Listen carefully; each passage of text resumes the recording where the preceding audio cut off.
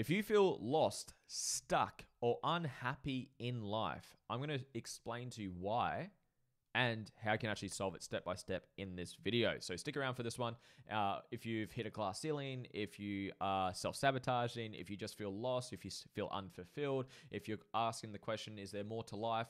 Does life have more meaning? What is the meaning of life? What's my purpose in life? I'm going to be leaning into all of those answers today. So please stick around. This is going to be a very, very, very valuable podcast. Now, if you don't know who I am, my name is Lewis Huckstep. I'm a performance and fulfillment coach. I've worked with thousands of clients to help them expand, heal, find their true self, their authentic self, their purpose, their values, and create a life that they love, from relationships to business to career to health to finances. And I'm here to add as much value as I can to help you guys and ultimately, ideally work with you guys in a little bit more intimate setting rather than just a podcast. So with that being said, I've got a couple of quotes and some analogies to help teach these lessons to you. So the first one I want to start with is one that I love using. When what you do is the fullest expression of who you are, you will do your life's best work. I'm going to say that again for you guys so you can let it sink in. When what you do is the fullest expression of who you are, you will do your life's best work. And what does that mean? When you know who you truly are, and I'm going to get into these steps later on, so I'm kind of jumping forward and I'll come back to it. When you know who you truly are, your authentic self, your values, your purpose, your mission, your vision, who you truly are, what lights your soul on fire, and you actually get to be that person. You get to live and be who you truly are. You take down the mask. You heal through your traumas, your triggers, your wounds, your limitations, and you express who you truly are. That is the greatest version of you. And it's when you'll do your life's best work and give that back to others. So that's the first quote. I'm going to tie these all together. So there's a couple more to come. Second one. The need for motivation is a symptom of an uninspired goal. I'm going to say that again. The need for motivation is a symptom of an uninspired goal. Right now, it's a Sunday. It's just about 12 midday for me. And it's a Sunday. I have nothing on my calendar for today. And I'm in my office. I've written down all these notes for this podcast. I've written down videos I'm going to record. I've written down all these things I'm going to do for my business. No one had to motivate me to do this. Because I've had people say, oh, you're so motivated. You're so disciplined. And I received the compliment. But there's a part of me that says, well, not really. I'm just doing what I want to do. This is what I feel like doing. I went to the gym this morning. We cleaned out the garage because the garage was a bit messy. And I'm like, what do I feel like doing? What would I be inspired to do right now? It was to do a podcast. So this will tie into it. Again, I'm going to tie us all together. So just remember that. The need for motivation is a symptom of an uninspired goal. And then the last one that I want to use, it's the Statue of David. Now, you may have heard this before if you've done any personal development because it gets used a lot, and I really love it. But Michelangelo sculpted the Statue of David, and someone asked him, how did you make such a beautiful piece of art? And I'm paraphrasing this whole thing, but along the lines of, it was really easy. David was always in the marble or in the statue. I just had to remove everything that wasn't him. David was always in the statue. I just had to remove everything that wasn't him. So why am I sharing all of these examples and stories and quotes for you, right? Not to just sound all philosophical and esoteric and all that stuff, but this is what most people do. And you might relate to this. Most people, they live their life living to other people's expectations, wants, needs, values of who they have to be, should be, gotta be. Just a side tangent, but it ties into this. Whenever you hear the words or use the words have to, ought to, got to, must, should, or some version of those words, someone is projecting their values or expectations onto someone else. And we don't get taught about this, and hence why I'm here, giving my gift to the world, being the fullest expression of myself. But we're not taught this stuff. And so say you wake up, or say just your whole life, you never get clear on who you truly are, your true values, your purpose, your mission, your vision, and you don't remove the limiting beliefs you've downloaded, because we all have them. And if you don't believe you have a limiting belief, that's your first limiting belief that you've got. But you never get clear on who you truly are. So you live your life being someone that you're not. By definition of being someone that you're not, you're going to create a life that isn't yours. You're going to create things externally thinking it's going to fulfill you internally. And that is the mirage that most people live life with. They think, I'll be happy when, I'll be successful when, I'll be fulfilled when. But they're not doing that through the lens of who they truly are authentically. So if you're feeling stuck, lost, unhappy in life, there is a couple of key pieces that you're missing. Number one, I'm going to break this down for you. I'm going to give you steps of how you can work through them. Number one, I'm actually going to show you guys my method actually. So if you're watching the video, I highly recommend turn on the video. So it's on YouTube, and I think Spotify has the video. So go watch the video of this. So this is the method I have. It's called my Inspired Life Method. It's in my book that's coming out. It might be out by the time you're listening to this, but this is my method, and this is what I take people through. Firstly, I start with self-mastery. People live life without knowing what their values are. And most people don't know what values are. I'll give you a quick 60-second sales pitch on it. So values are areas of life that are intrinsically most meaningful to you. They are not things such as freedom, honesty, loyalty, respect. Those are not values. People think they are. I'll use freedom. I'll just use one example because we'll be here all day. But freedom is not a value. Because if I gave you $1 billion right now into your bank account tax-free, and you had ultimate freedom to do whatever you want, time, financial freedom to do whatever you wanted, would you wake up every single day and do nothing but watch Netflix every day for the rest of your life and die? No, you wouldn't, because that doesn't fulfill you. But I thought all you wanted was freedom, right? You just value freedom. No, freedom gives you the resources and space to go live out your values. As an example, if you value travel and experiences, you're going to travel around the world. You're going to go do things and travel to all the places you wanted to go to, and probably go first class now, right? Because you got the money, you got the resources, you have the freedom.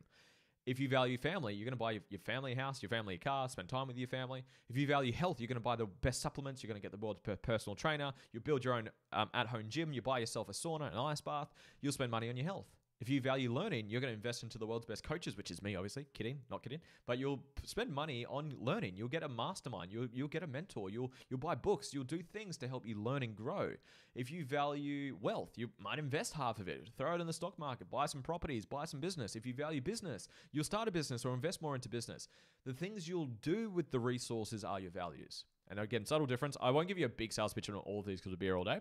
But essentially, this is the biggest reason. All of these pillars of the things I do tie into these problems. That's why I can speak so heavily into this, because this is what I do. This is what I went through. This is what I missed.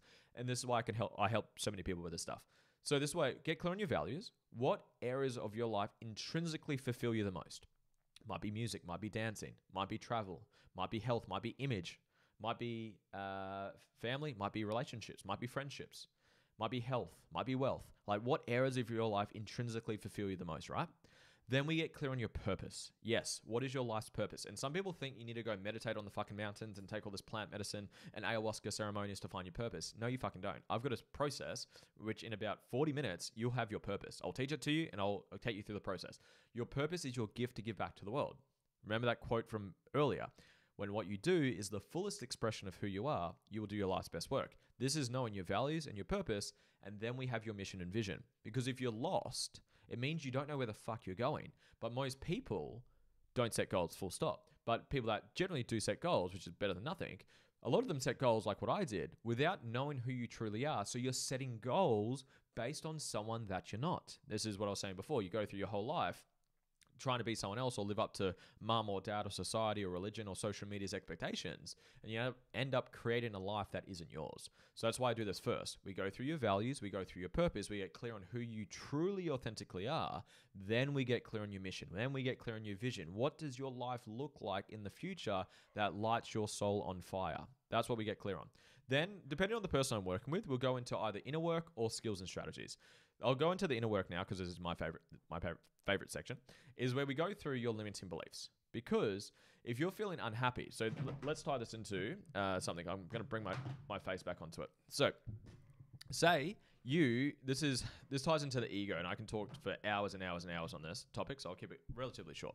So say you have a belief that you're not enough, that you're unlovable, that you are not worthy, that life is scary, that love is painful, that I'm not worthy of money, money is evil. You've got limitations. We all have them.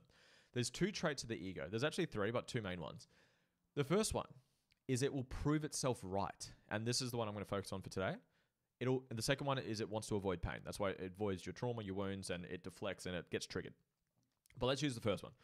It will prove itself right. If you believe you're not enough, and this is what high achievers, overachievers, this is what I did my whole fucking life until about 5 years ago, until I woke up and did my work. So it will prove itself right. And this is what most people do. So say you've got a belief that you're not enough, you'll do one or two things. The first option is you become an underachiever and you don't do anything, because why would I go do that? Because I'm not enough. I'm going to fail anyways, right? And then the second option is your overachievers. This is where you go out and you overcompensate and try to achieve to prove to the world and yourself that you are enough by trying to achieve and be successful externally, but ultimately you feel like a failure internally. Because I like the analogy, I got this from Peter Crone, it's like a mannequin changing clothes. If you're the mannequin, if that's who you truly are, the identity, your ego, I didn't mention it, but your ego is the identity of who you see yourself to be. So if your ego or your self-identity is someone who's not enough, then it doesn't matter what you achieve. It doesn't matter how great your car is, how beautiful your house is, how much money's in your bank account, how many followers you got on Instagram, or whatever the status or whatever the external measurement is. It doesn't matter because your ego will prove itself right. You'll compare yourself to someone else. Well, I'm still a piece of shit compared to that person. Well, I've got all this money, but I still feel like a fraud. I feel like an imposter. I feel like I'm a loser. I feel like I'm not enough because it'll always prove itself right. So this is why, again, if you're feeling unhappy, so we've gone stuck, lost, and unhappy. If you're unhappy and lost, unhappy and stuck, I guarantee you are missing or you have a belief that's limiting you. You have a limiting belief, hence the term. So you need to recognize it, become aware of it, and that's not always easy, right? Because you can't be held accountable to something you're not aware of. That's why having a coach or having some awareness reflected back to you to be like, oh, holy shit, do you really see and recognize that you have a belief that you're not worthy, that you're not enough, that love is scary, that I'm going to be that people will leave me, that I have to fix people. I'm the fixer. It's my fault. It's up to me. Whatever your beliefs are, you make them true. That's what your ego does. So you want to identify the limitations through working with a coach or a community or whatever it may be. So you can work through your shit and do the inner work. And then we go through traumas, we go through limitations, we go through other stuff as well. But yeah, the concept of this, if you're feeling unhappy, chances are, and you're achieving things, but you're still unhappy internally, is that you have a limitation in you. I'm not enough. I'm not worthy. I can't do this. I'm not deserving. I can't, whatever. You'll have something in there. So you want to identify it and get rid of it. How do you do that? Find a coach, find a healer, find a therapist, and work through it with them. And I can do that. I can do that for you. That's what I do for my clients. It's what I love doing the most. And the last piece, back to our little model that I was showing you before, is skills and strategies. Because some people genuinely, this is like, if you've heard of the Pareto's law before, which is the 80-20 rule, essentially success in any area of life is 80% mindset, 20% skill set. So if you look at what I've got here, so these two part here, the self-mastery and the inner work is the mindset. The skills and strategies part, that's the 20%. That's the skills and strategies. That's the actual tactical things. And I'm just going to focus on planning here because technical skills and soft skills are very, very broad and very, very deep, and it goes in so many different directions. But I'm just going to focus on master planning because complexity is the enemy of execution. So once we know who you truly are, we have your mission and vision. We've done some of the work. And just so you know, the inner work is never done. There's always more work to do. There's always more healing to do. And if you don't believe me, show me a single person on the planet who's never triggered. Because a trigger is revealing an unhealed wound that's inside of you. So again, I've never met anyone. If you've met someone, are you? Comment down below if you're someone who's never triggered. I guarantee you you're not. Every single person gets triggered, including myself. I'm a human being as well. So we know your values, we know your purpose, we know your mission, we know your vision. We've done some of the work and you're aware of the work so you can be aware of it when you're triggered so you can heal through it continuously. Then we get tactical. Okay, where are we going to be in the next 5 to 10 years, which is your mission and vision? Where are we going to be in the next 3 years, 2 years, 12 months, quarter, month, week, and what are you doing today? Because then you have clarity and simplicity of what needs to get done. Like today, I've written down some outcomes for today. Number 1, film a podcast. Look where we are. I'm filming a podcast right now. Number 2, I'm going to film 7 reels after this. 3, I'm going to voice message some of my leads that I've got. 4, I'm going to be working on an ebook that I'm working on. So I've got 4 outcomes for today, and that's it. And they're just little bite-sized pieces to move me towards my mission and vision. How do you eat the whale at once? You can't, because it's too big, it's overwhelming, it's too complex. You need to chunk it down into bite-sized pieces. And that's essentially how you overcome feeling lost, feeling stuck, and feeling unfulfilled. So just to go back to those quotes I started with, when what you do is the fullest expression of who you are, you will do your life's best work. When you know your true self, your values, your purpose, your mission, your vision, you don't need fucking motivation. You've got clarity. You know where you're going. You know who you are. You know what fulfills you. So you go and do that. And you're happy as you do that. You're not like, I'll be happy when, which is just your ego. It's like you're happy now. You're fulfilled now. And then you get to achieve and enjoy the process more. the need for motivation is a symptom of an uninspired goal. Again, kind of ties into what I just said. You don't need motivation when you know what truly lights you up. No one had to motivate me to make this podcast. No one had to motivate me to do this. I want to do this. And just to tie into that, there is obviously the survival needs, like if you're familiar with Maslow's hierarchy of needs, your survival needs right at the bottom, like to eat food, to be safe and have shelter. Yes, that does play a factor. And that works as sort of pain and pleasure drivers until it doesn't. Because once you've taken care of those needs, the actualization and the more fulfillment aspect of things come from what I'm talking about. Because some people are like, well, that sounds amazing, but I can't pay my rent this week and I need to feed my kids. I get that. So use that pain and use that to get started. I use my insecurities and my fears and my pain as well to get me started.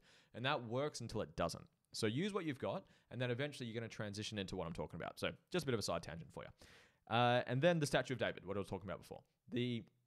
David was always in the statue. You just want to remove everything that's not him. So essentially, you want to remove all those expectations, who you have to be for your mum or your dad or your partner or your religion or society or the media. Who are you trying to be? Wearing the mask, the persona, the ego that isn't you, who's just trying to be someone that you're not. You're trying to be number 2 of someone else. You'll never be fucking happy. It's the vicious cycle and loop that people get into. It's why they get stuck. It's why they feel lost and why they feel unhappy in life. Now, to give you those tactics of what can you do to improve these, get clear on your values, get clear on your purpose, get clear on your mission and vision. Do the inner work, and that never stops. Always get clearer and continue to do your inner work, and then get clear on a plan of tactically what are you doing so you know how to move forward. Complexity is the enemy of execution. Now, if you want to work with me, and I teach people step by step how to do everything I just spoke about today. What I have for you, I have a community group. So actually, this is literally 12 hours ago. So this is one of my clients. She just did a dissolving ego, which is essentially a limiting belief. She went through the process. You can pause and read the entire thing if you want to, but I just want to go from here. So she was 7 years old. She cried so much. She felt like she wanted to disappear, that she was not being enough, that she wasn't brave enough, ready enough, feeling like she wasn't part of these people. It was painful, but then she did the process. She felt relieved, free, light, happy, and started to laugh. I am perfect the way I am. I can show up for myself. I can say whatever I want. I can be me freely. How powerful is that? That's literally 12 hours ago. It's pretty cool. And there's all these ones. This Eva just found her purpose, values for the first time, values again, purpose again, mission again. Like, it's so cool. So I have a community group, guys. If you'd like to be a part of a community who actually teaches how to do this step by step with live calls with me, there's a link down below to join the community. And if you want to work with me one-on-one, is application only, but I appreciate your time. Please send this to a friend who would get value from this video. I love you. I appreciate you. I'll speak to you soon.